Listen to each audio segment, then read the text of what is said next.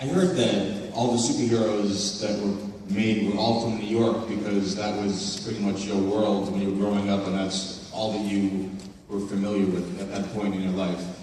If you were creating characters that were as iconic as what you did, would you have them from other places in the world now, or would you have changed where they're from as opposed to all of them being from New York if these things were developed a little bit later, 5, 10 years later?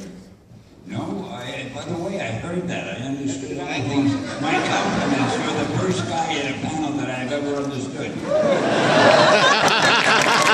more questions? Please might ask all the questions. No, I'd probably, well, actually, if I were writing superheroes now, I'd probably have them all living here in Los Angeles or Santa Barbara. Where the hell are we? San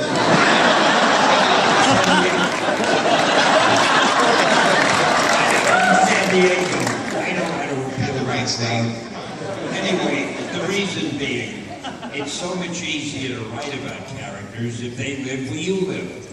For instance, when I was writing about the Fantastic Four, I could let them have their headquarters in New York's East Side. I think it was in the 50s. I even gave the address. Spider-Man lived in Forest Hills, which is a suburb of New York. So everything seemed realistic. You know, as realistic as you can have a guy who crawls on walls and shoots webs. And for example, when I was a kid, I used to love to read Sherlock Holmes, and he lived on Baker Street. And the first time I went to England, to London, the first thing I did was look up his address at Baker Street, and it exists. And I thought, wow, this is where Sherlock Holmes lived. So I think, instead of having Gotham City or places like that, and instead of a character driving a whiz-bang V8, let him live in New York, let him drive a Corvette.